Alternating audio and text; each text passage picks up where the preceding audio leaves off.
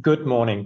Hello, and thank you, Annie, for the nice introduction. And hello, everybody. Great to have you here in this panel where we're indeed going to speak about AI and especially about where does AI add most value in the infrastructure, but also going to look at what is potentially keeping us from getting to the best outputs of AI, and what can you do about it.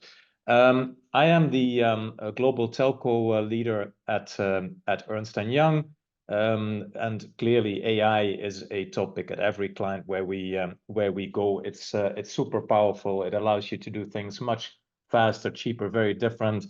Wouldn't surprise me if many of you here on this call have also already started playing around a little bit with the new ChatGPT 40, which is just mind-blogging what it allows you to do. Lucky for you, I'm not here on my own today. There is 4 people with us who are going to speak to the different topics, and just quickly introducing them. Patricia Diez Muñoz is with us. She's Global Security Director for Networks and Systems at Telefónica. Prashant, Senior Service Readiness Manager, OSS Infra and Transport at 3 UK.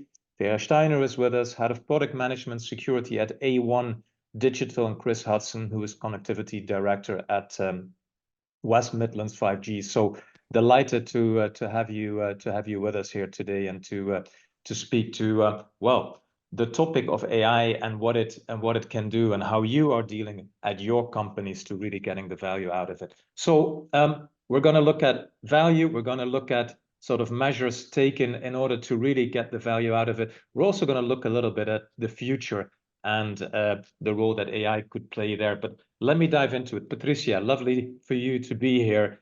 Let me ask you maybe the first question, which is around using AI for better infrastructure services. Can you speak a little bit to how you at Telefónica are doing this, and what are the important elements that you take in how you go about this? Yeah, the areas where we are developing AI use cases are mainly in the network, in planification, in deployment, and in operation and maintenance. Specific use cases that we have developed now is a specific tool for traffic forecasting for our B2B customers, and another one for anomalies detection for the VoLTE traffic. So these are a reality now in our network.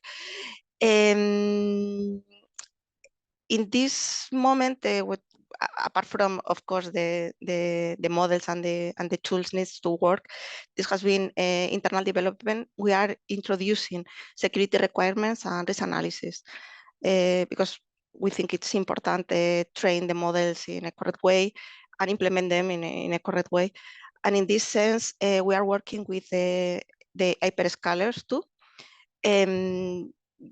leveraging on their capabilities and their models, the frameworks that they have, but leveraging on the security that they are applying, not just in implementing them, but in developing the tools and translating these specific security requirements that we have in our in-house development to the one that we are creating for these hyperscalers. So interesting, right, Patricia? Because you speak about what you're developing and which areas you're basically having AI work for you, but then you also immediately point out that from the start, you looked at how do you do that in a secure way? How do you do that in a way that it's not just producing outcomes, but also, being done in a responsible way, right? And so that's an, I guess, critical element for you at and Telefónica then. Yeah, we have been investigating the last 2 years to build these security requirements on machine learning, deep learning, and generative AI too. Yeah. To understand, because at the end, if you want to secure something, you need to know what you need to secure. So this is really important, and we have been the last 2 years studying all the different frameworks, the tools, and how to secure them. And of course, you have an application on security itself. I mean, on specific tools for defense and attack. But I think it's important when you build something that you build the security by design, because if you want to secure something that you haven't thought in the design security, it's quite difficult and sometimes really expensive, and sometimes it's not possible. So To at do the it end, after the yeah. fact. Yeah, interesting. Thank you for that. Maybe, Prashant, building a little bit on that, how is that working at Free UK, you know, in maybe managing the networks? What are your sort of key areas where you're working with AI, and what are you looking at to do that in the right way? I think it's, I would probably extend on what Patricia mentioned, and sorry, apologies for the voice. It's still a bit under the weather, but I think I would expand on what Patricia mentioned. The areas around monitoring and also the management of data centers of how we are doing is quite key to our heart. We've been partnering with a variety of partners.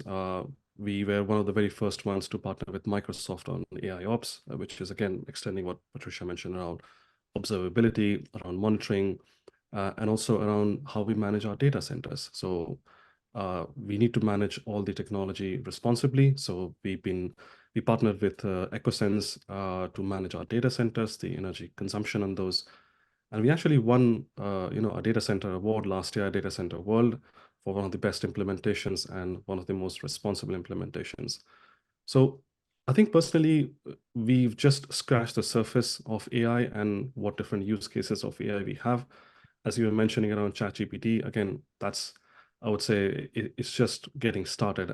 And the number of use cases in how we manage our network, maintain our network, or observe our network and monitor our network, it's going to be key over the next few years. As the networks evolve and become more complicated and more tangled, and with new features and new services, it's going to be super important that AI is quite responsibly entangled in all of this. Otherwise, it's just going to be very, very difficult to provide the same, if not better, customer experience. I think customer experience for us has been at our heart in all our use cases. So how we manage and maintain it, it's going to be important. Hey, Prashant, maybe probing it a little bit, because you say there is a lot of use cases. Let's say ultimately the goal for all these use cases is to help add to the customer experience, right? Make it better. Yeah. Do you work with something like a principle where you say, I don't think we can deal with more than working on 100 use cases at any given point in time? Or yes. So how do you govern that a little bit? Maybe a total number is not there, but can you say a few words to how you look at that? So customer experience use cases are the center of it. So anything that impacts our customer use cases. So if I take an example of the Microsoft AI Ops one, that was brought in to manage the customer experience. So different customers have different requirements, and different customers, venture into different areas. At any given point of time, if you want to manage their experience and be a lot more proactive about it, rather than a customer calling in and complaining about stuff, how is it that we can proactively manage, maintain, and measure that, and also take proactive steps to, just remediate a lot of those? I think that's going to be the key. That's been the forefront of it. The infrastructure management and maintenance, again, has been the second one, because, and not just from a cost point of view, again, any infrastructure has a cost, but energy consumption, for an example, is quite, center to how we manage and maintain our stuff. So that, again, is one of the key use cases, and we prioritize it in different areas. And I would say these two ones is the key ones for now. Again, like I said, as the networks evolve, a lot of this will change. There's always a backlog of stuff which people want, but of course we prioritize this on customer experience. Infrastructure security is quite close. Again, with TSA coming in UK, we need to make sure that everything is compliant to that. But in general, security also is becoming more and more pertinent to how we maintain our networks. Cool. Thank you for that, Prashant. Maybe switching gears a little bit, Vera, right? You're, let's say, of course, also, quite strongly part of helping networks bring value to clients, security, but a little bit more from the innovation and product management, or a little bit more, quite a bit more from the innovation product management angle, maybe than Prashant in his role, providing services and solutions to enterprise customers is also what you do. So can you speak a little bit to what different or maybe new extra opportunities AI is bringing in that space of services solutions to clients?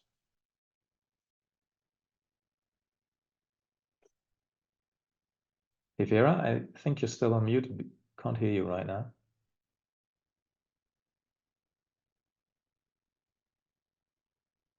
Sorry now. Thank No you. worries. Thank you. Yes, thank you very much for your question. And I would like to build up maybe also on what Patricia and Prashant say, but to answer your question, there are the area is huge. And but if we talk about extra opportunities, first of all, we are thinking about extra opportunities in automation. We are talking about customer service and support. And as Patricia and Prashant mentioned, we are talking about security. And here I see security extra or super close with AI. Here we can think also about upcoming Cyber Resilience Act, which has as its goal to attain the secure production, manufacturing of all hardware and software products in the European Union. And the second goal of this Cyber Resilience Act is to enable the users, the end users, to be aware of these new security features, which are enabled or possible by artificial intelligence. So this is my comment on the security. So I think that security and AI will be inevitably developing together and already are in development now.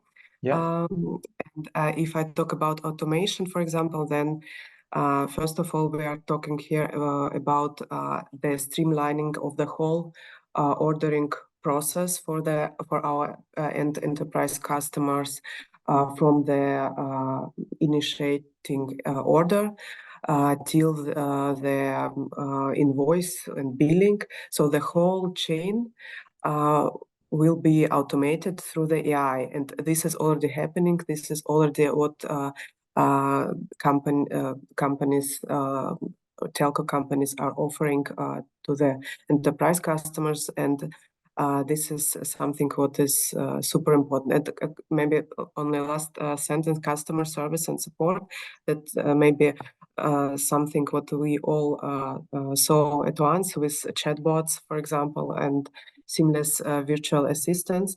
But at the beginning, it didn't work well. But now we see how huge the improvement is, and how a big impact it has on the overall improvement of the customer experience. Cool. So using automation AI to basically automate the whole process, order intake all the way to invoices, but also directly in the customer interaction. You say it's happening, you're doing it, it's giving results, it's making it faster, better, cheaper. So impressive.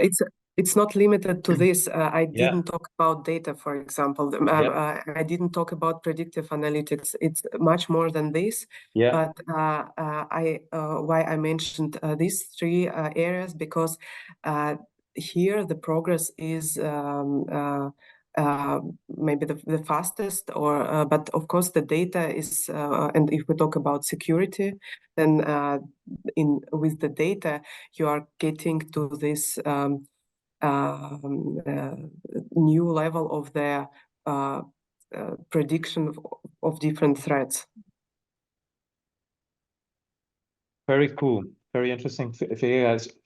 Chris, turning to you. So we explored, I think, with Vera and Prashant and Patricia, sort of the how you deal with the network, make it better, get the customer experience up. When we spoke before this call, we also spoke a little bit about maybe some other of the applications of AI. Could you elaborate a little bit about that and how you do that at West Midlands? Yeah, for sure. So hopefully you can hear me. So WM5G is local authority-based entities. So our kind of angle on this is kind of government, it's kind of hospitals, it's kind of universities, and for the goodness of the people in the region. So we've got a slightly different angle on it.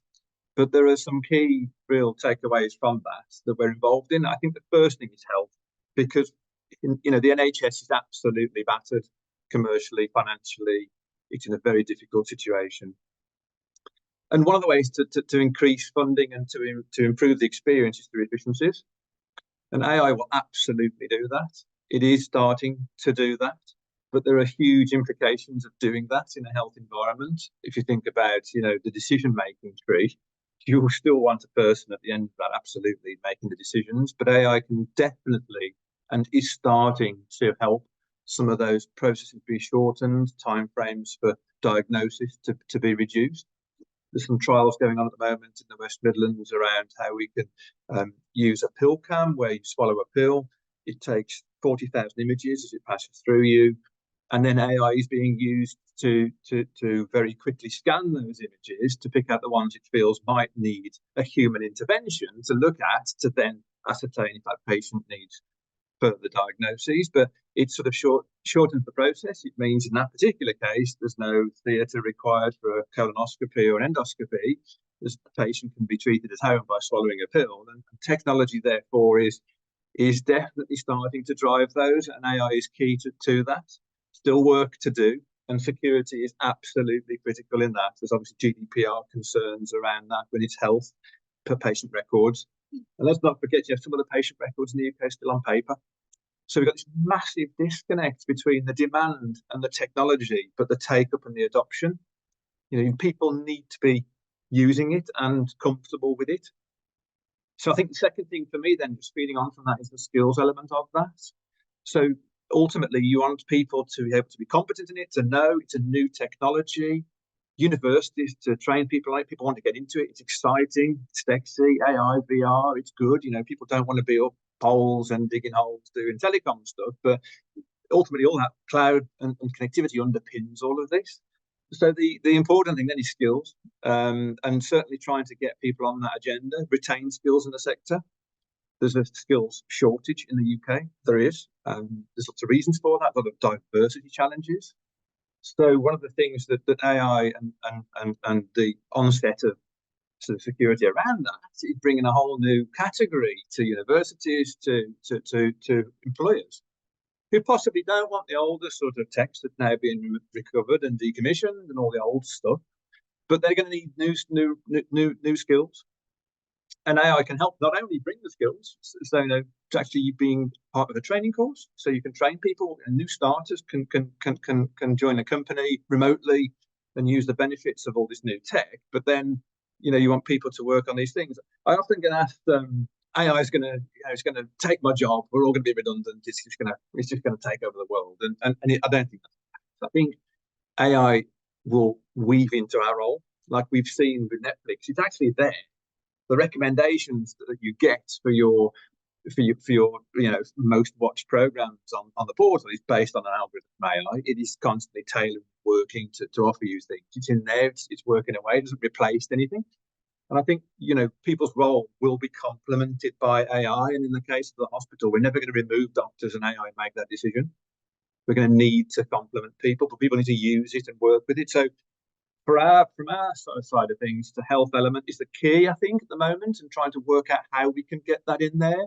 Wayfinding around hospitals. If you come in and you've got mental health issues or whatever, and you say, I want to find my brother, AI could take you to the ward, hopefully, and to the location in the hospital quite easily.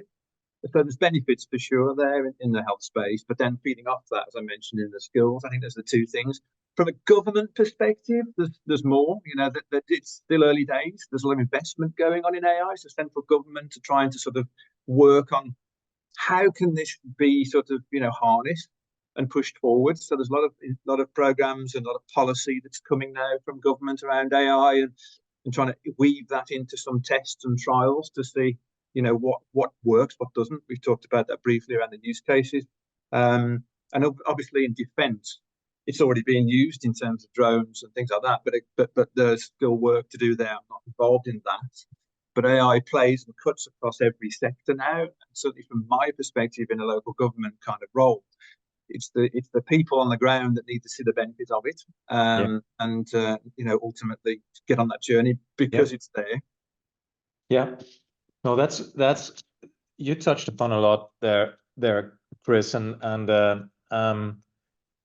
you know, I think probably a nice way to pivot to sort of our second theme, but maybe wrapping up, let's say, the first part where we spoke about, you know, what is the value of AI? Is it there for infrastructure? You know, my sort of conclusions listening to your stories, right? One is, I think there's an overwhelming enthusiasm and you know, conviction and belief that this is something which is going to have a huge impact, right? And I think the second thing is you all speak in maybe slightly different words about using AI to really positively impact the customer experience, right? What is ultimately happening to the end, well, users, absorbers of certain services.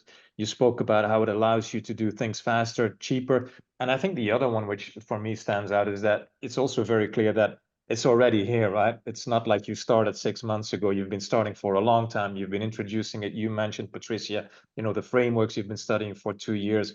Chris, you mentioned how you've already introduced. So I think on Vera and Prashant as well. So it's very real. I think maybe moving to this, you know, second area that we wanted to explore a little bit, like what do you need to address to make it successful? And you all mentioned a few points there also already, right? One was more around skills and how people look at it. You know, are they open, willing to use it? Security played a role. If we're gonna sort of peel the onion a little bit more there, let's start with you, Vera. So thinking a bit more about what is critical for AI success, and I said, you know, security was brought up, skills, but it could be other ones. What is your number one thing that you believe needs to be done really well to get to the full benefits? Tom, I will share here the opinion of Chris, which I fully support. I would say skill development, and the point is, this is just for now, this is the number one topic. Maybe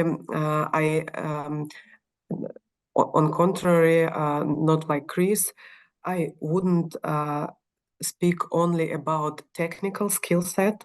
Of course, we are talking about programming skills, about different data analytic skills, etc. But for me, it's also about mindset, this innovative mindset with strong problem-solving orientation. Why I'm saying problem-solving? Because AI often involves, or always, I would say, involves very complex problems or very complex sets of whatever you say, data, processes, etc. And you need the experts who are able to think in these dimensions and to be able to have this problem-solving expertise in the AI area. So this is if you ask me, this will be super important as or at least as far as important like these technical sets. Yeah. And maybe this Maybe, please. Yeah, maybe just so is it also, is it a bit that you're saying, look, of course you need to know how to use, well, how to have the technology working, but it's also very much about what are the questions that you're asking in order to get the right answers to solve the problem. Because if you're not sort of skilled in asking the right questions, it will be difficult to solve any problem. Is that a bit what you're alluding to? And it's also be interested to hear sort of what you A1 is doing in that space. Absolutely, it's about their questions, the right questions in the right places, and it's connected very strong with the AI ethics, which should be also the part of this skill set of the future experts, and maybe to add something to this skill development, I believe that AI will change not only the future need for the future jobs, but also the specifics of these jobs. Now we have this split between general manager and expert, but in the future, if you ask me, managers have to be able to have this to deal with AI, simply said, and that means to have this technical skill, data set skill, and for me, it means that general manager will be at the same time the experts in the AI field, and this is something what is not common today, or totally not here today. For example, yesterday I talked with some a telco manager, and he told me that he doesn't think about him as an expert. He's only manager, and I said I don't think it will be the same in a couple of years. Very, very interesting, Vera, and I would tend to agree. Patricia, maybe moving to you, because you're of course also in an environment where there is, well, you need to understand the technology, right? But then at the same time, you're a leader and you have a huge team and there is finances. And so how do you deal, and Telefónica deal with this skill building? I guess it's important, but could you speak a little bit to how you do that, and maybe also on this deep expertise versus general management skills?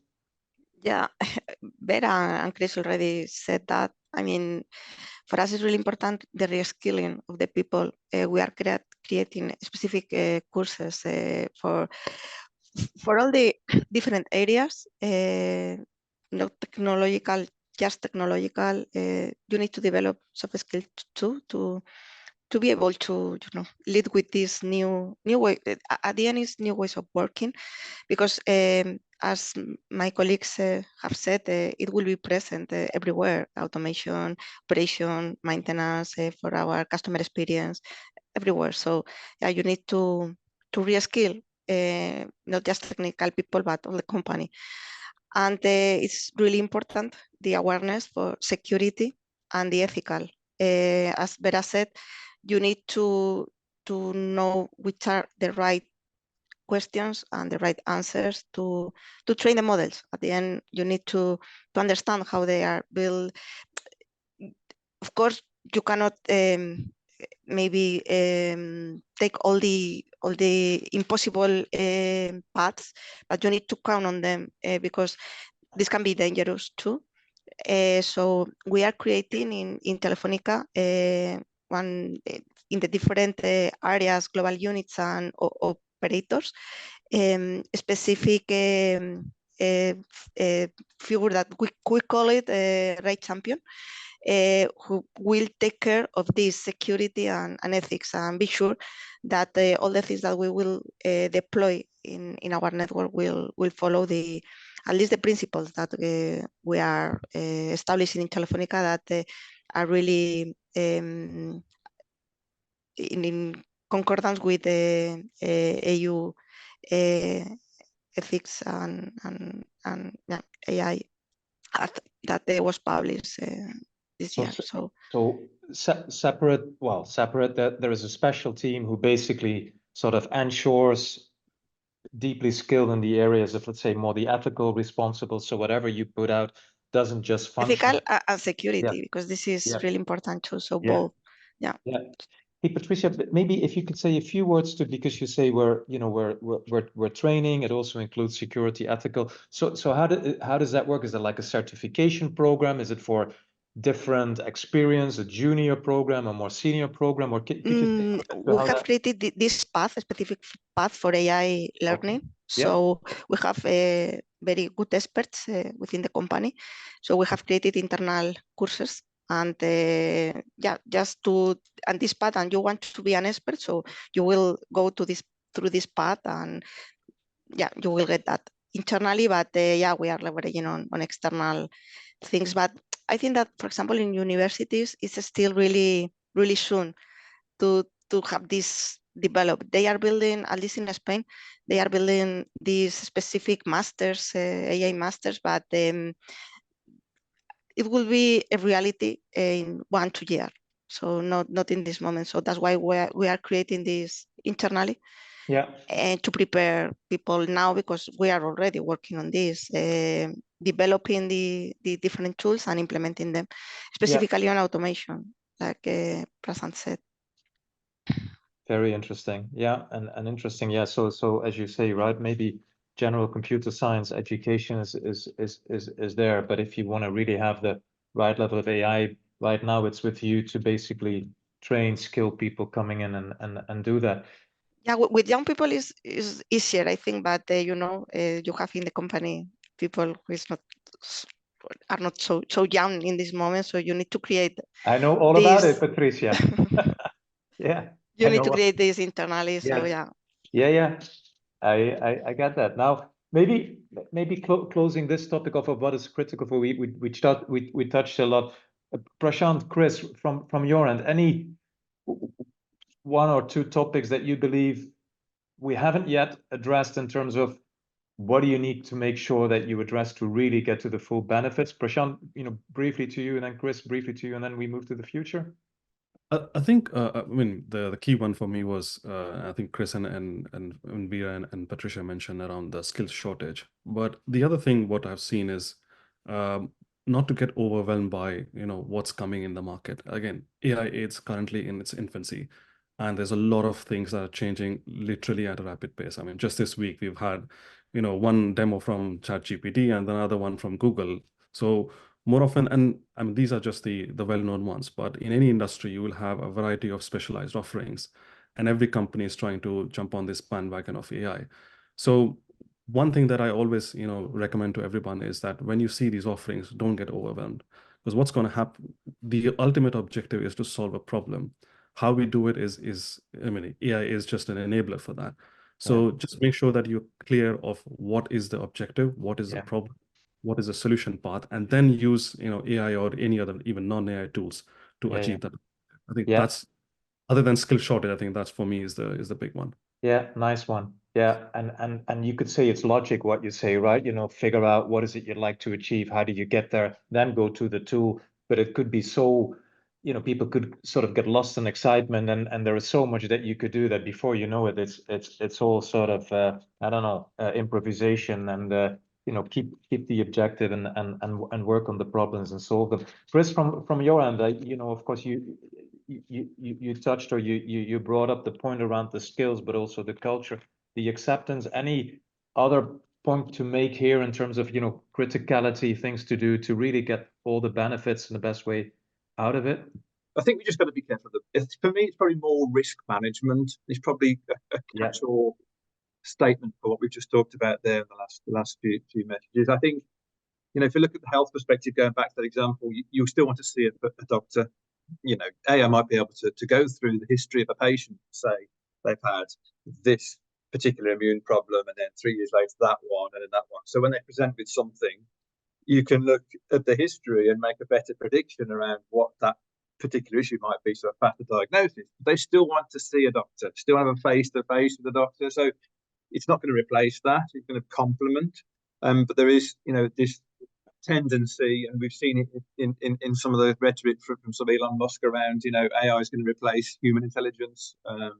And there is this hype around it, which is fine, but I think we've got to manage that risk. I think the ethics one is very important. Just a very quick anecdote. When we first started ChatGPT, we went on ChatGPT and we said, "Hi, can you tell me where all the pirate websites are for all the illegal movies?"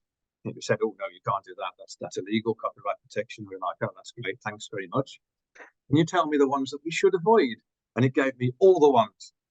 So the morals, ethics, and the risk, we've got to manage that, because if in a battlefield, it's great, you can send a drone in and you can identify targets, but is that then going to step onto, it's going to decide what's a target and not?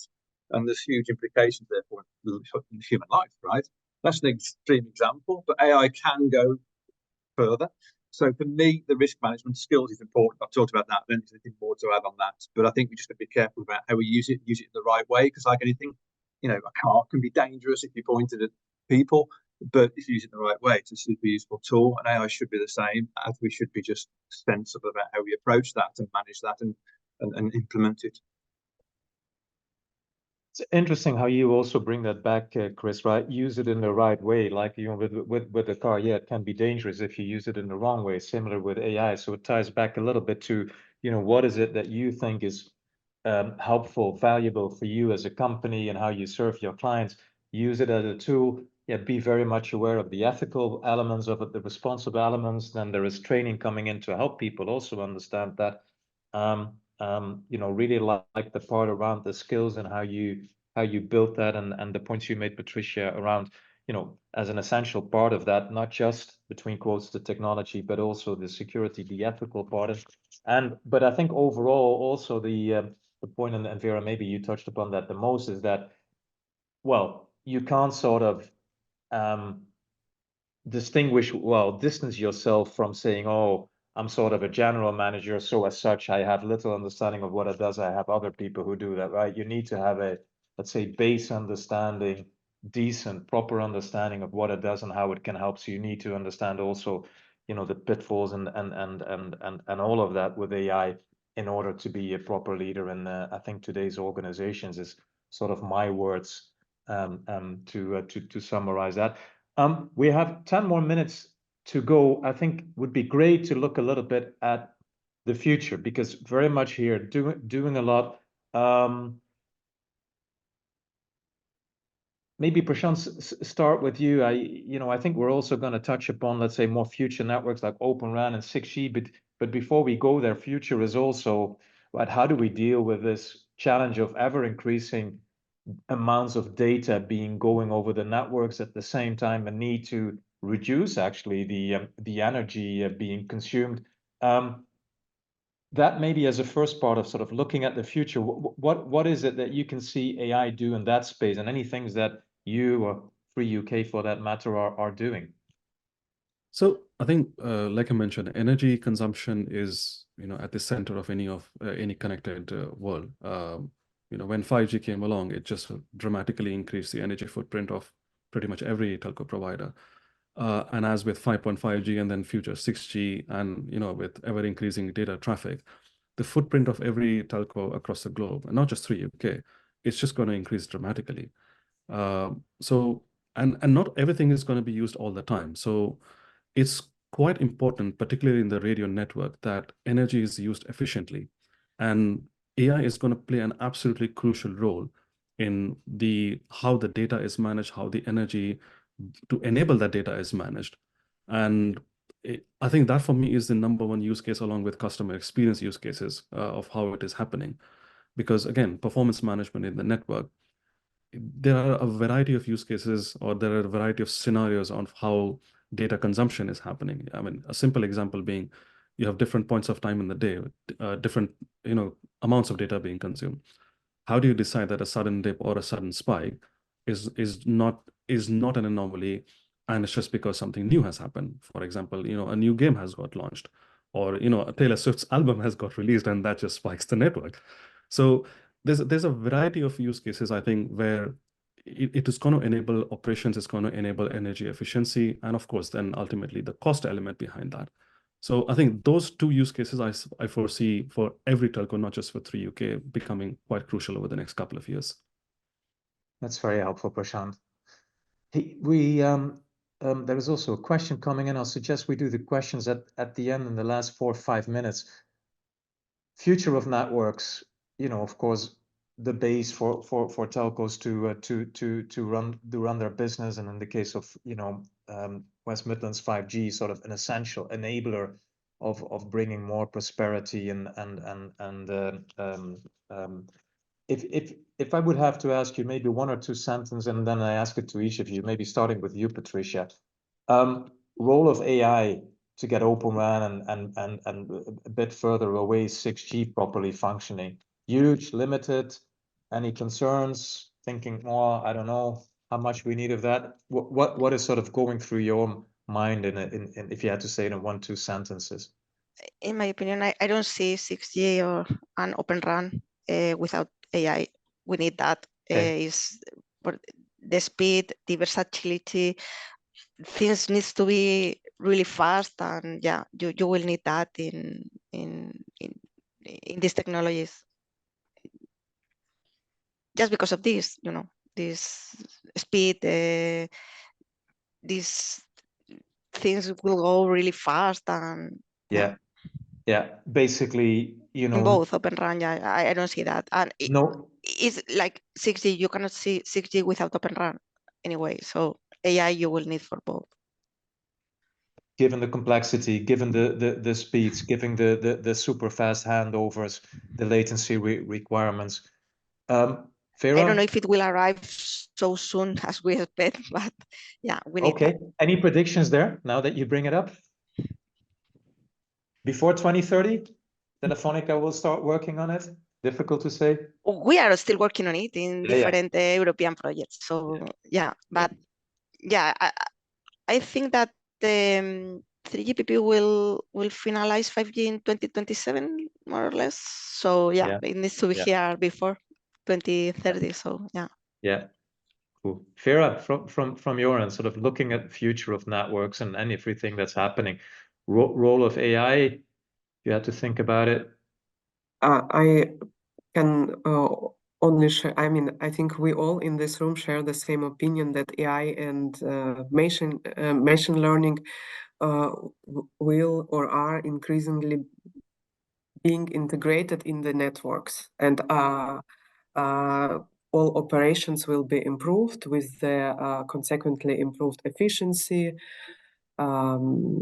performance, and security. I think this is I would like to add anything else, but this is it. I think this is the opinion that we share.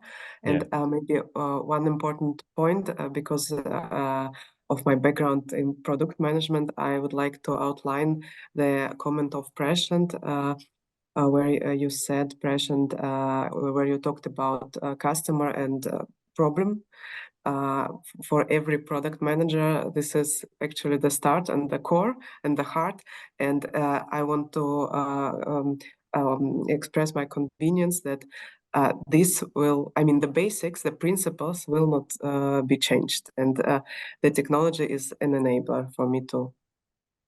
Yeah, I think that's a strong theme recurring, right? The how you do business ultimately as product manager, but you need to bring products and services that are solving clients' needs, clients' problems, and there is a new toolbox in there with its own advantages and maybe its own pitfalls. Helpful, Chris. Looking at the future of networks, but maybe also slightly different. Role of AI. What are your top thoughts? Well, I think it's going to happen, as we've discussed. I think it's unknown, and I don't think there's a problem in admitting that. I think that it's still too early to say. It will absolutely be baked into the standards of 6G. It'll need to be. If you think about all the stuff that's happening with data centers, cloud, everything being connected, ubiquitous coverage, AI will absolutely be connected into all of that for self-healing networks, for handing over between different technologies, as Prashant articulated, the energy saving benefits, winding back in the night to make sure that there's more efficiencies. All those sorts of things will absolutely play a key part going forward. You've got to remove all the old boring stuff first. There's still work to do to get rid of 3G being decommissioned, and that's a thirsty energy consumer. And so that will drive efficiencies, and 5G will certainly add more back. But I think absolutely the standards. I think the Open RAN one is unsure, it's unclear. But again, if you've got multiple companies providing multiple components into a box, security across all of those elements is critical. And AI will be part of that. And the learnings and the sharings of that, the governance around that is important to make sure that they all work. Because when an operator has a fault or a cyber attack or whatever, there needs to be a quick way to close that down, sort that out, and learn from it and roll out, changes. So for me, Open RAN and 6G can't exist without it. I think we've called that out anyway on the panel. Yeah. We don't know what guise that will be though yet, Tom. I think it's that's not failing. It's just early days, but it will be there. Yeah, very, very clear. Prashant, before we go to questions, your final thoughts on this topic of more future related. No, I fully echo with analysts have said. I think Open RAN and 6G and even the future telco cannot exist without AI. It's just impossible. You can put as many bumps on seat to make it happen. Yeah. But beyond a certain point, it's not going to be there. It's going to become more and more wider, bigger, complicated. So you definitely need AI to manage and maintain and operate that. There we go. Bigger, wider, more complicated, absolute necessity. And then we discussed a lot of the things: security, responsibility, training, skills. Super. Absolutely. Hey, there's a few questions come in. I'll ask you the first one, and we'll see if we can do another one and before we close. Question coming in specifically on legislation like the EU AI Act, right, which is focused also ensuring ethical frameworks.